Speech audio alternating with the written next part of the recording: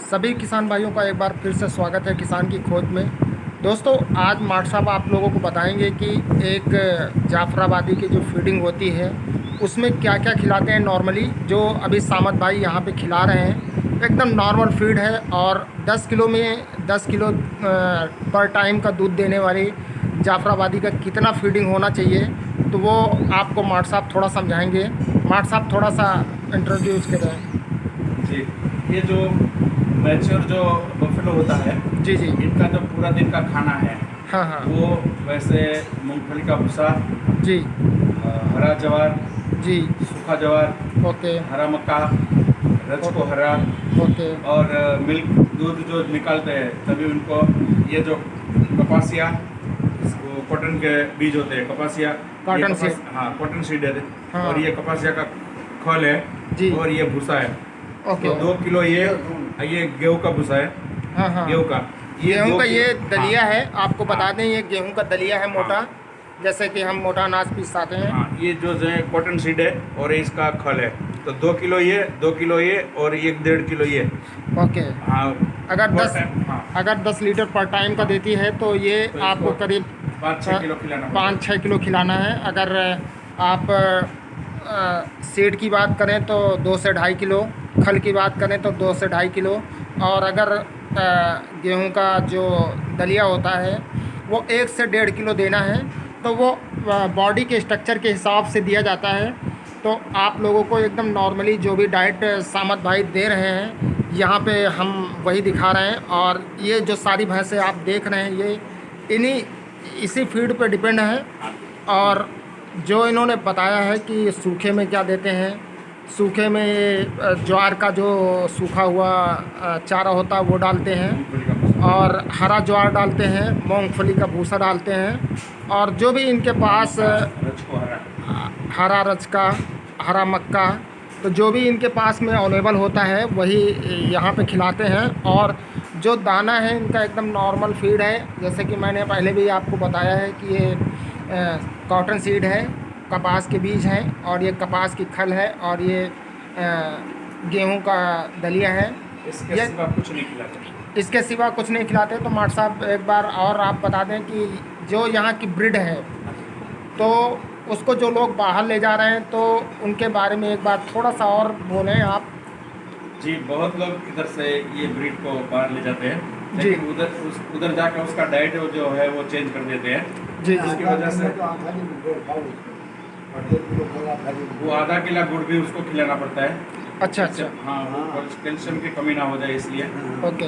हाँ, वो जो बाहर ले जाते हैं लोग वो उसका डाइट चेंज कर देते हैं। डाइट चेंज हो जाने की वजह से वो विफल हो जाते हैं। वो बोलते हैं कि ये ब्रीड जो है वो अच्छी नहीं है। ओके। तो वो लोग नाराज हो जाते हैं, निराश हो जाते हैं। हम इसको जो वो सदियों से खा रही है वही खिलाते हैं। हमारा जो इधर का फूड है उसका नॉर्मल डाइट ये हरा मक्का, हरा ज्वार, हरा रचका, और सूखे में सूखा ज्वार और सूखा मूंगफली का जो भूसा होता है वो खिलाते हैं। इसके सिवा वो डांगर का कुछ नहीं खाती, बाजरा का सूखा नहीं खाती है, वो हम डालते ही नहीं कभी। ओके। गेहूँ का सूखा नहीं खाती है, पराली जिसको बोलते हैं हम, और काबेज के भी पान नहीं खाती, वो कुछ नहीं खिलाते ही नहीं हम, क्योंकि उससे उसका जो दूध है उसका क्वालिटी डाउन हो जाता है। और सूखा खाने की वजह से ही इसका जो फेट है वो 13, 14 और 15 फेट आते हैं। 13, 14, 15 फैट। हाँ। माट साहब, अगर स्टार्टिंग में जब बच्चा देती है तो करीब 15 दिन बाद अगर हम दूध का फैट निकालते हैं तो कितना होता है? वो जैसी ब्रीड, मतलब जिस तरह से हम उसको ये जो चारा है वो खिलाएंगे उसी हिसाब से उसका फेट आएगा। नॉर्मली ऐसे कितना होता है? नॉर्मली 12 से 13। नॉर्मली 12 से 13 जी, आपके जी। फार्म पे रहता है। जी। अच्छा। तो जैसे बहुत सारे लोग जो बाहर ले जाते हैं उनका जो फीड सॉरी चेंज उनका जो फैट है वो चेंज हो जाता है, वो करीब 7-8 के आसपास में रहता है। हाँ, वो सिर्फ तो वो क्लाइमेट चेंज और फीड का जो चेंज आता है उसकी वजह से होता है। जी बिल्कुल, क्लाइमेट चेंज और चारा फूड चेंज, डाइट चेंज। वो इधर से सूरत ले जाते हैं लोग, हाँ, हाँ। उधर जाके वो सेरेडी खिलाते हैं, हरा ओके। उसका सेरेडी का आगरा, तो वो चेंज हो जाता है। वो कभी कभार तो भैंस मर भी जाती है। ओके। अच्छा सामत भाई, एक आपसे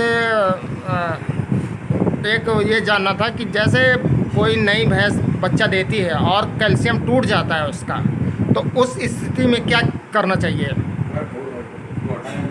उसको गुड़ खिलाना पड़ता है, आधा किलो गुड़ रोज का खिलाना पड़ता है उसको, कैल्शियम की कमी ना हो इसलिए।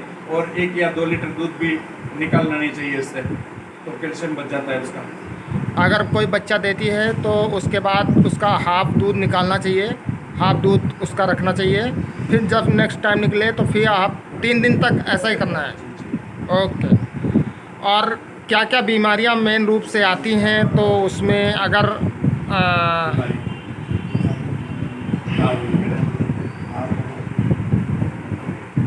बीमारी के बारे में ज़्यादातर तो बीमारी नहीं होती है। अच्छा, अभी सामत भाई के लाइफ में तो ऐसा कुछ आया नहीं है, तो इसलिए वो आपको ज़्यादा बता भी नहीं पाएंगे। और एक भैंस का बीमार हुआ था, लेकिन वो उधर जूनागढ़ ले गया था, उसका ऑपरेशन हुआ था। हाँ, तो वो लास्ट में जो ककड़ी नहीं दिखाई, जी जी जी वाली ककड़ी, जी जी जी जी उसकी माँ वो बीमार हो गई थी। ओके। तो इसको जूनागढ़ वेटरनरी हॉस्पिटल में ले गए थे हम। जी जी। उसका ऑपरेशन हुआ था, लेकिन हम सफल नहीं हो पाए। ओके।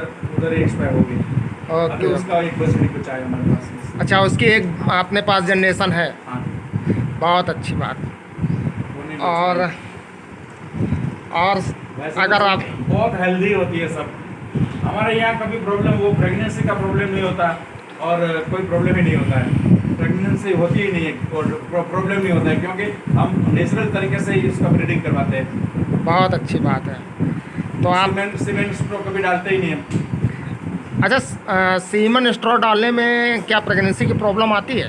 वो प्रेगनेंसी प्रॉब्लम तो थोड़ी बहुत होती है, लेकिन जो नेचर ने बनाया है ब्रीडिंग सिस्टम, जी जी, उसको हम डिस्टर्ब नहीं करें तो अच्छा। बहुत अच्छी बात। तो नेचुरल तरीके से ही होना चाहिए। ओके। फिर अगर ऐसा हो गया, सीमेंट स्ट्रो से ही सब करने लगेंगे, जी जी। तो फिर नेचर के विपरीत परिणाम आ सकते हैं इसका। ओके ओके, बहुत बहुत धन्यवाद सर, आप लोगों ने बहुत सहयोग किया। और आपका भी बहुत धन्यवाद विजय जी। बहुत बहुत थैंक यू, धन्यवाद। ओके।